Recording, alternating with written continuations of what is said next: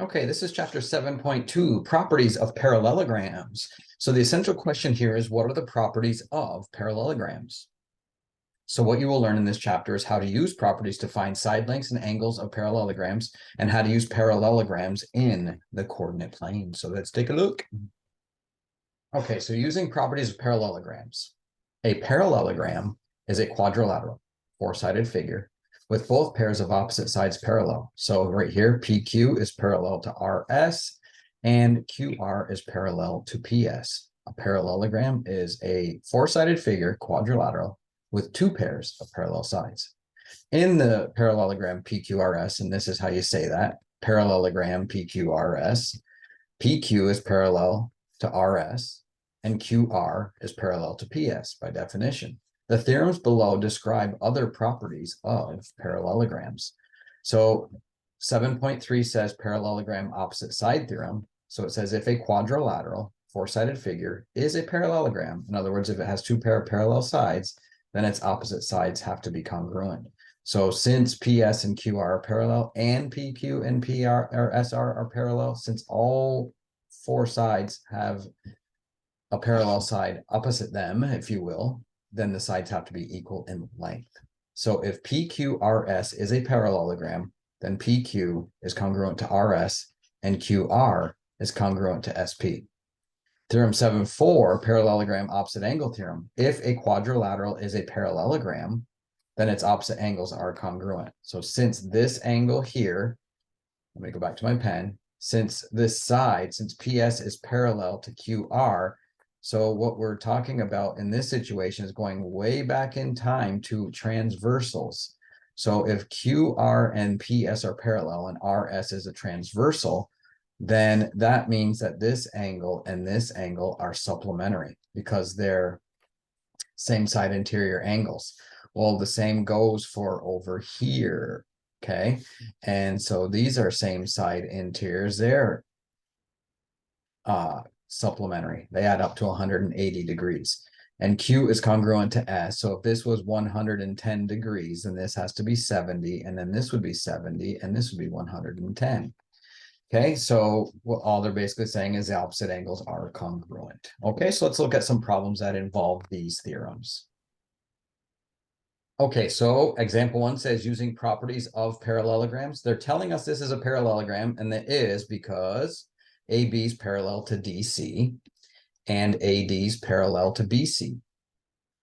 Okay, so we have two pairs of parallel sides. Therefore, this is a parallelogram. And since it is a parallelogram, we can now state that this side is congruent to this side and AD is congruent to BC. So since the sides are congruent, it says find the values of X and Y. So I can say AB, side AB is congruent to DC because it's a parallelogram. And then I substitute in my givens. AB is X plus 4 and DC is 12. So subtract 4 from both sides and we get X equals 8. And 8 plus 4 definitely does equal 12. So there's X. And then to find Y, we have angle C here, we have angle A here. So the measure of angle A is equal to the measure of angle C. And that's because opposite angles are congruent by this theorem right here, opposite angle theorem. And then I substitute in my givens. The measure of angle A is Y degrees equals 65 degrees. And we are done. We found X and we found Y. Okay, so now you should be able to do problem numbers 3 and 4 on your exercises.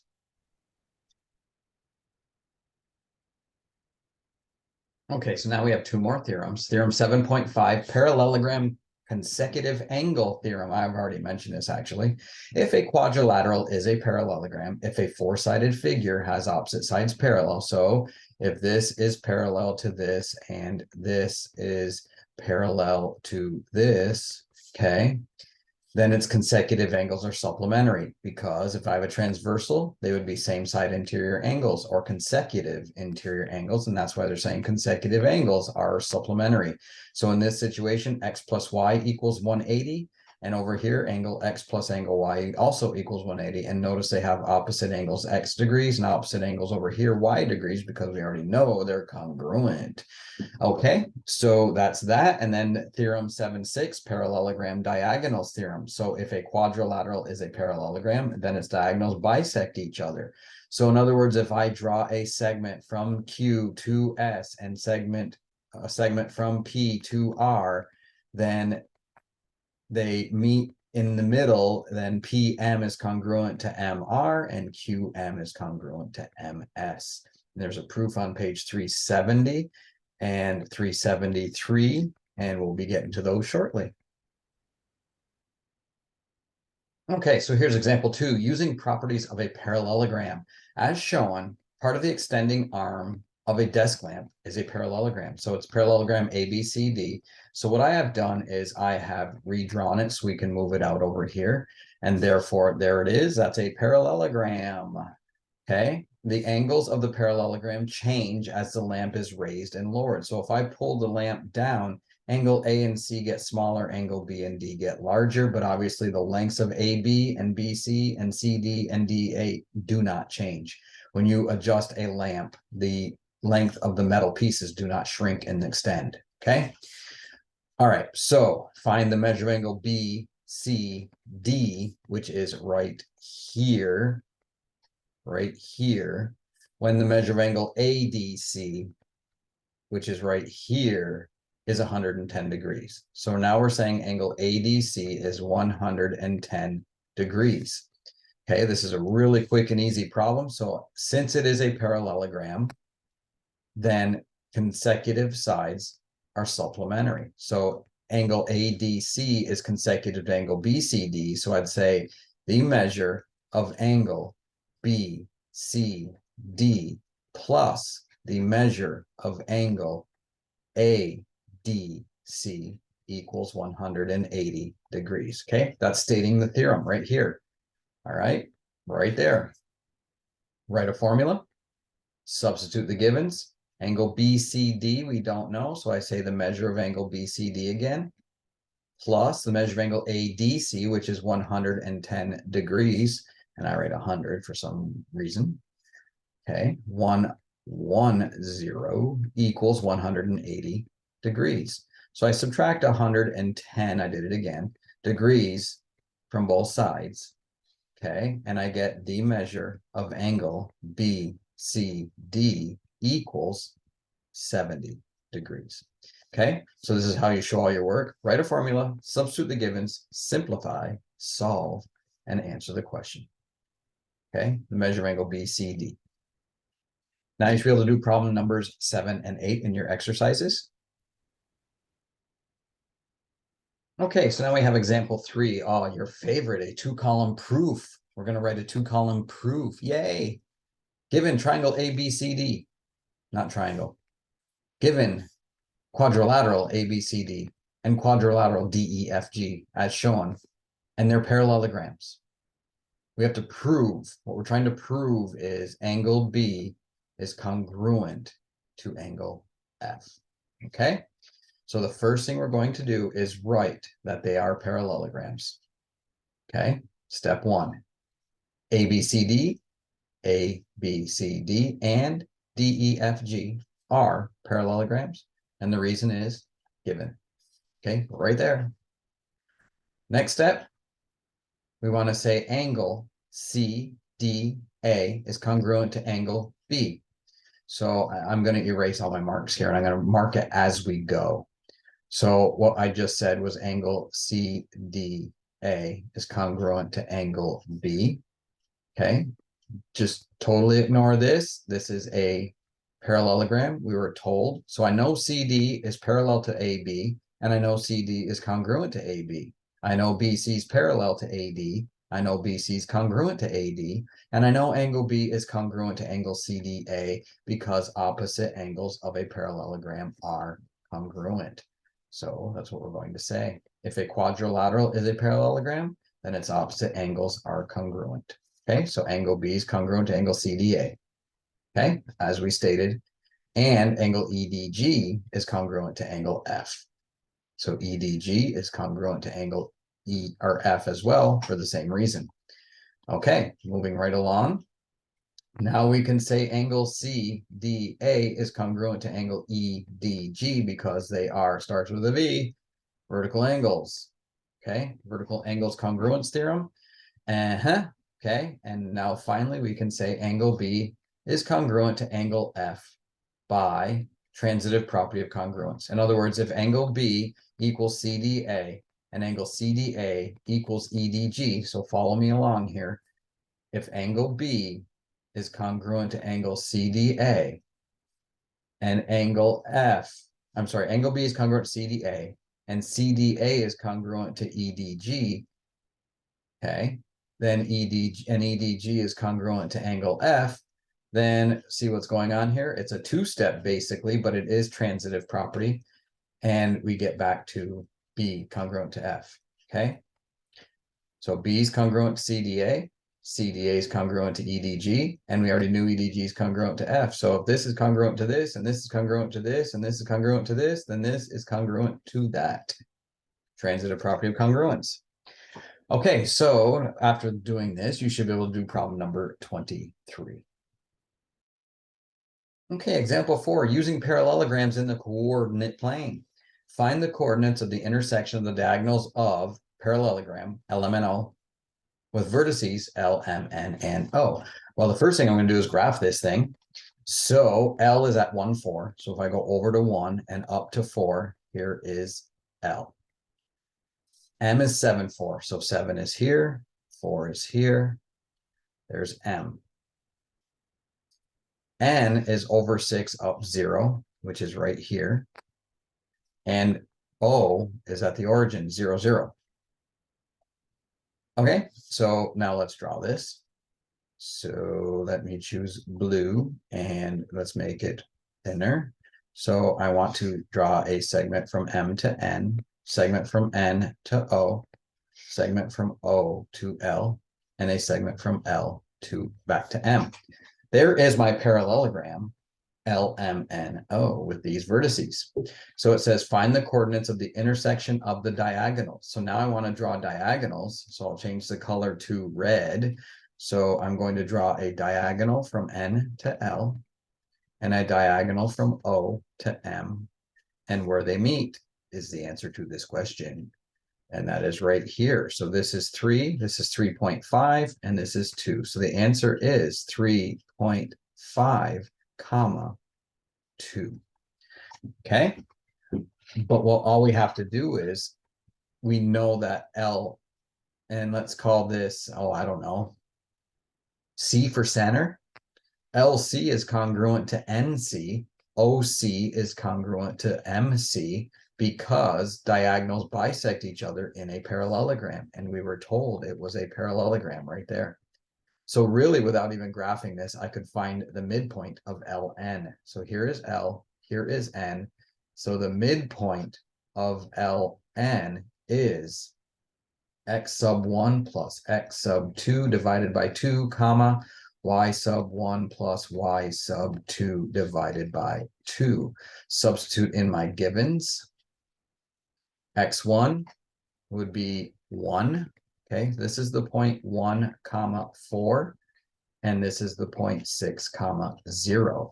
So x1 is 1 plus x2, which is 6, divided by 2, comma x or y1, 4, plus y2, which is 0, divided by 2.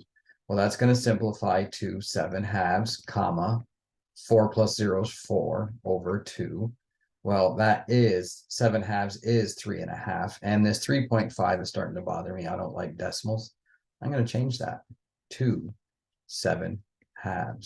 So this turns into 7/2 stays the same. 4 divided by 2 is 2. And that is the point I got. I also could have found the midpoint of OM. I could have also found the midpoint. Yeah, OM. Okay, so that is 3 different ways we could have answered this question. Graphing it, finding the intersection, finding the midpoint of LN, or find the midpoint of MO. Okay, so now you should be able to do problem numbers 25 and 26 in your exercises. Okay, example 5, using parallelogram in the coordinate plane, using parallelograms.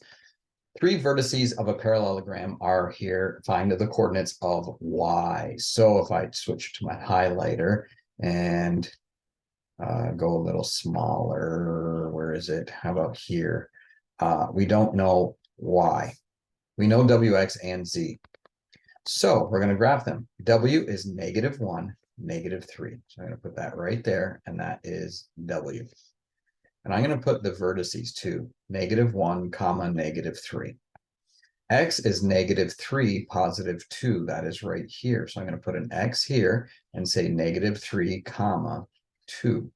Z is over 4, down 4, right here. Here is Z, and it's -4. No, it's not. It's 4.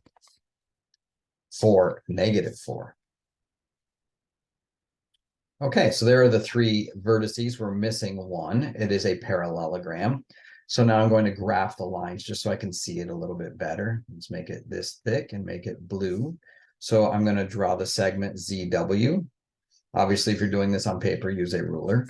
And there's segment WZ. WX and WZ, I should say. Okay, so remember that in a parallelogram, opposite sides are parallel, therefore they have the same slope and they're the same length. So the first thing I want to do is find the slope of one of these 2 sides. You could do either WZ and then find XY, or we can do WX and find XZ. So I'm going to do XW or WX. So I want to find the slope of WX. So I'm going to say the slope of WX equals, slope is y sub 2 minus y sub 1 divided by x sub 2 minus x sub 1. I'm thinking a midpoint for a minute there, so I don't need that. And y sub 2 is -3 minus y sub 1, which is 2, over x sub 2, which is -1, minus x sub 1, which is -3, and then minus a negative is plus. -3 minus 2 is -5, and -1 plus 3 is 2. So the slope of WX is -5/2, and therefore so is the slope of YZ. So I'm going to start at Z for -4, use the rise run from step 2 versus right? And you can also, yeah, okay, so then you can do that as well. So if I then say, okay, well, slope is -5, 2, that means, let me show you, that means that I'm going to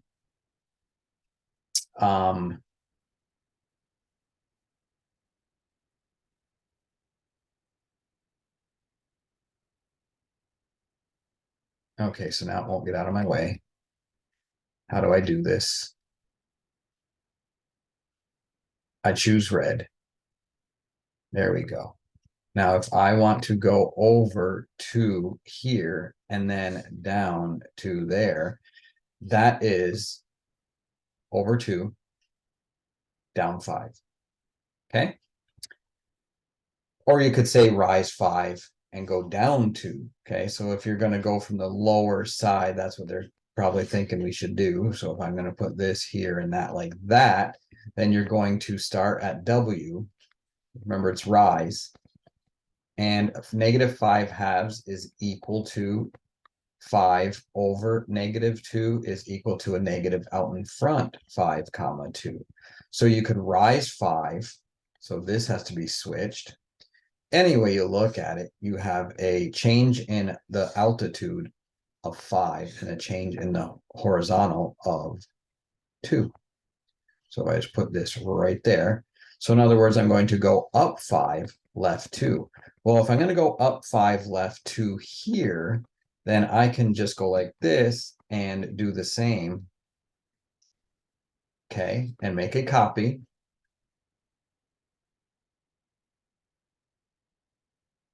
And move that, whoops. Let's make that a group. I want to group these. Okay, so see how this is the same? Now, if I move it down over to Z like so, and I do the rise and run, that's the same, I find the location of Y. Okay, so this is Y. And that is the point 2, comma 1. So now if I finish this, I'm going to do it in a dash. I want to draw a segment in blue, thinner, but a dash line. So this is the line, the side, these were the two sides we were missing because our vertex was missing. So there's many ways to do this. I also could have I could have used WZ and gone up. I could have used a distance formula and the slope and all kinds of stuff. But since you have a graph, the easiest way is to just copy the distances over like so. So the answer to this problem is the point Y is at 2, comma 1. So now that I've done this, you should be able to do problem numbers 27 and 28 in your exercises. Okay, that brings us to the end of chapter 7.2. Here are the exercises I want you to do, 3 through 23, and then 25 through 28. You can read 48 through 50. All right, so if you haven't done those already, 48 through 50, I think, are review problems. All right, so thanks for watching and have a great day.